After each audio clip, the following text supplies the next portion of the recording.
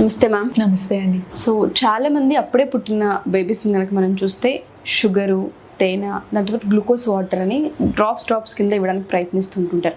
చాలా మంది డాక్టర్స్ వాటిని అవాయిడ్ చేయండి, అలా చేయొద్దు, ఎందుకంటే నేను నా బేబీకి ఎప్పుడైతే బర్త్ ఇచ్చానో మా ఇంట్లో వాళ్ళు తేనె నాకు ఇచ్చే ప్రయత్నంలో డాక్టర్స్ నో అని వెంటనే మా పేరెంట్స్ తిట్టడం నేను చూశాను అనమాట. దేనివల్ల అంటారంటే ఇది ఒక మిస్టేకా, ఇటువంటివి చేయకూడదు అంటారు? అవునండి, ఇవన్నీ మిస్టేక్సే.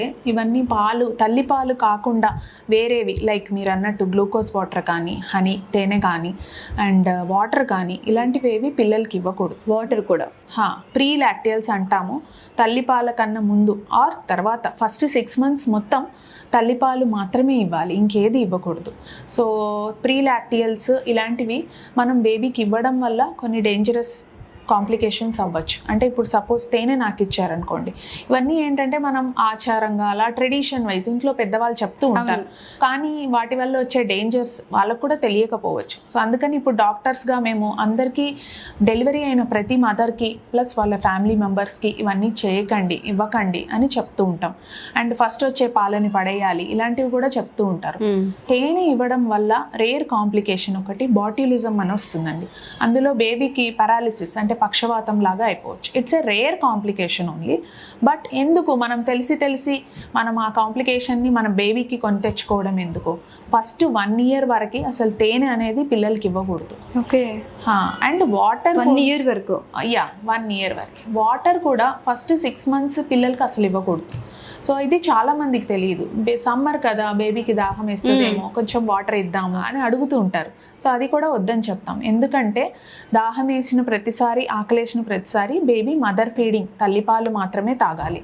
ఎందుకంటే దాంట్లో దాహం తీర్చడంతో పాటు బేబీ కావాల్సిన పోషక పదార్థాలు అన్నీ అందులో ఉంటాయి. బేబీ మంచిగా వెయిట్ గెయిన్ కూడా అవుతుంది. కాబట్టి సో ఎప్పుడు దాహం వేసినా, ఎప్పుడు ఆ బేబీ ఏడ్చినా కూడా తల్లిపాలు మాత్రమే ఇవ్వాలి. అండ్ ఫస్ట్ వచ్చే పాలని అస్సలు నెగ్లెక్ట్ చేయకూడదు, వృధా చేయకూడదు. ఫస్ట్ అరగంట లోపల అది తాపిచ్చేసేయాలి. అండ్ గ్లూకోజ్ వాటర్ కూడా ఇవ్వకూడదు బేబీస్కి. సో ఎటువంటివి ఇవ్వకూడదు. నెక్స్ట్ క్వశ్చన్ ఏం అడుగుతారంటే, మదర్కి అసలు పాలే రావట్లేదు కదా, ఇవి సరిపోతాయా అని అడుగుతారు. సో బేబీకి పుట్టిన వెంటనే సక్కింగ్ రిఫ్లెక్స్ అనేది చాలా బాగుంటుందండి. అంటే వాళ్ళకి పుట్టిన వెంటనే పాలు తాగడం తెలుస్తుందా లేదా అని మనం అనుకుంటాం, బట్ అది బేబీస్కి దేవుడిచ్చిన వరం అనమాట. సో పుట్టిన వెంటనే ఆ సక్కింగ్ రిఫ్లెక్స్ అనేది చాలా స్ట్రాంగ్గా ఉంటుంది. సో బేబీ పుట్టిన వెంటనే బేబీని స్కిన్ టు స్కిన్ కాంటాక్ట్ చేసుకొని కొన్ని ప్లేసెస్లో బ్రెస్ట్ క్రాల్ అనేది కూడా వాళ్ళు డెమోన్స్ట్రేట్ చేస్తారు. ఎలా అంటే బేబీ తనంతట తానుగా వెతుక్కుంటూ మదర్ బ్రెస్ట్ వైపు వెళ్ళి బేబీయే పాలు తీసుకోవడానికి ట్రై చేస్తుంది. సో బ్రెస్ట్ క్రాల్ అనేది ఒక beautiful example that baby naturally తనకు కావాల్సింది ఏదైతే ఉందో అది తీసుకోవడానికి ప్రయత్నించడం అనమాట. సో పుట్టిన వెంటనే స్కిన్ టు స్కిన్ కాంటాక్ట్ చేయించి బేబీకి మదర్ ఫీడింగ్ ఇప్పించడం అనేది గోల్డెన్ అవర్ మేనేజ్మెంట్ అంటాం. బేబీ పుట్టిన వెంటనే ఫస్ట్ గోల్డెన్ అవర్లో మనం చేయాల్సింది. ఓకే. సో ఇది కంపల్సరీగా మనం బేబీస్ అందరికీ చేయించాలి. అండ్ ముందుగా ఎటువంటి వేరే పదార్థాలు ఏమీ ఇవ్వకండి. ఓకే. వాటర్ కానీ ఇటువంటి ఏమీ ఇవ్వకూడదు. అండ్ వీటితో పాటు ఎస్పెషల్లీ 1 year లోపున్న పిల్లలకి ఎవరైతే ఉంటుంటారో ఇంకా వీటిని అవాయిడ్ చేయాల్సిన అవసరం ఉంటుంది అంటారు పిల్లలకి సంబంధించి కనుక మనం చూస్తాం? 1 year లోపల అయితే ఇప్పుడు నేను అన్నట్టుగా అప్పుడే పుట్టిన పిల్లలకి ఫస్ట్ ఆఫ్ ఆల్ వాళ్ళకి పుట్టిన వెంటనే బట్టలు వేయాలి. బికాస్ హైపోథర్మియా అనేది అంటే బాడీలో టెంపరేచర్ తగ్గిపోవడం అనేది చాలా డేంజరస్ కాంప్లికేషన్ అనమాట. ఎవ్రీ 1 degree బాడీ టెంపరేచర్ తగ్గుతున్న కొద్దీ వాళ్ళకి రిస్క్ ఆఫ్ డెత్ అనేది పెరుగుతూ ఉంటుంది, 28% పెరుగుతుంది.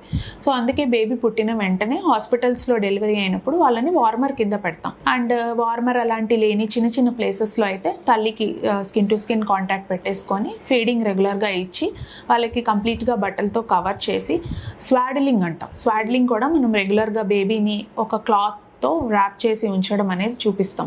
సో ఇలా చేయడం వల్ల బేబీకి టెంపరేచర్ తగ్గి దానివల్ల వెయిట్ లాస్ అవ్వకుండా మనం కాపాడుకోవచ్చు. అండ్ ఫస్ట్ 6 months బేబీస్కి తల్లిపాలు మాత్రమే ఇవ్వాలి.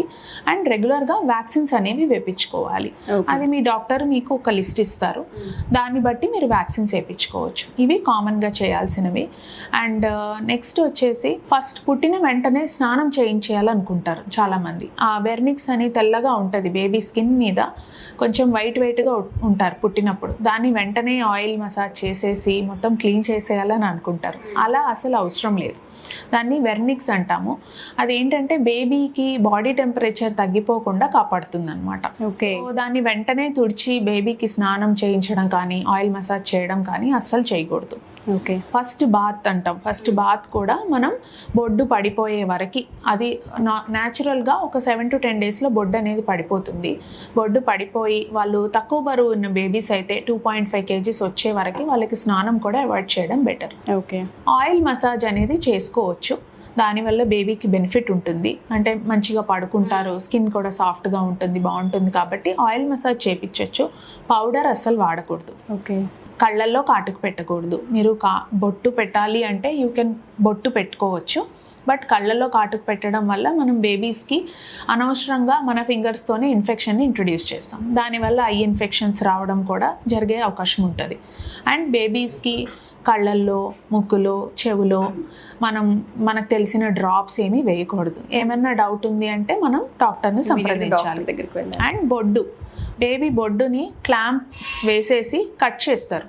సో దాని తర్వాత బొడ్డుని మనం డైపర్ ఆర్ క్లాత్ కడుతున్నాము అంటే బొడ్డు కిందకే కట్టుకొని బొడ్డు డ్రైగా ఉండేలాగా చూసుకోవాలి. అప్పుడే అది తొందరగా మానిపోయి పడిపోవడానికి అవకాశం ఉంటుంది.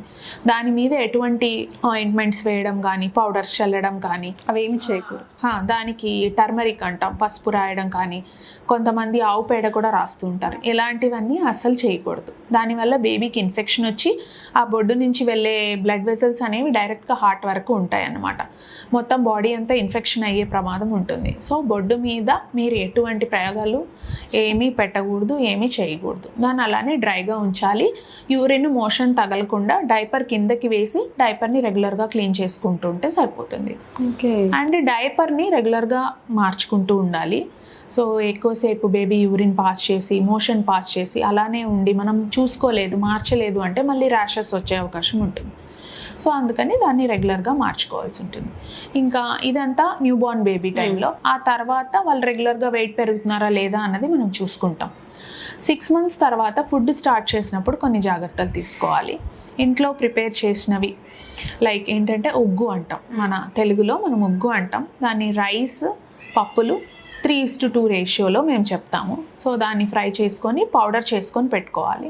సో బేబీకి దాని నుంచి డైలీ 1 or 2 tablespoons బాయిల్ చేసి మంచిగా ఉడికించి అది కొంచెం జారుడుగా ఉండేలాగా సెమీ సాలిడ్ అంటాం, ఆ కన్సిస్టెన్సీలో తినిపించవచ్చు. అందులో మనం అడిషనల్గా పంచదార కానీ సాల్ట్ కానీ అసలు వేయకూడదు. less than 1 year బేబీస్లో salt, sugar, honey and dairy products, ఆవు పాలు, గేదె పాలు ఇలాంటివి ఇవ్వకూడదు. less than 1 year. 1 year దాటిన తర్వాత మనం ఆవు పాలు, రెగ్యులర్ మిల్క్ స్టార్ట్ చేసుకోవచ్చు. సాల్ట్ లోపు మాత్రం అసలు ఇంట్రడ్యూస్ చేయకూడదు. 1 year అబోవ్ వాళ్ళకి సాల్ట్ కూడా కొద్దిగా యాడ్ చేసుకోవచ్చు. 6 to 12 months బేబీస్లో సాల్ట్ లేకుండానే ఇవ్వాలి. వెజిటబుల్స్ అండ్ ఫ్రూట్స్ ఇవ్వచ్చు. All seasonal fruits, vegetables boil చేసి మ్యాష్ చేసి ఇచ్చుకోవచ్చు. సో చాలామంది మీరు అన్నట్టుగానే ఏదైతే ఆ బొడ్డు ఉంటుంది దానికి సంబంధించి పసుపు రాస్తూ ఉంటుంటారు, పౌడర్స్ వేస్తూ ఉంటుంటారు, కొంతమంది ప్యాడ్ కూడా రాసిన సందర్భాలు ఉంటూ ఉంటాయి. పల్లెటూరులో మనం ఎక్కువగా చూస్తుంటుంటాం. బట్ వాటి వల్ల తెలియకుండా బేబీకి చాలా ఇన్ఫెక్షన్ జరుగుతూ ఉంటుంది. కళ్ళకి కాటుకు పెట్టే ప్రాసెస్ అయినా సరే మేబీ మన చేతుల ద్వారా ఇన్ఫెక్షన్ పంపించిన వాళ్ళమే అవుతూ ఉంటుంటాం. చాలా కేర్ఫుల్గా ఉండాలనే విషయాలు వీటిపైన చాలామంది పేరెంట్స్కి తెలియదు. ఎవరైతే ఇంట్లో ప్రెగ్నెంట్తో ఉంటుంటారో ఆ మదర్స్ అందరికీ కూడా ఈ వీడియో హెల్ప్ అవుతూ ఉంటుంది. Thank you ma'am, thank you so much. Thank you అండి.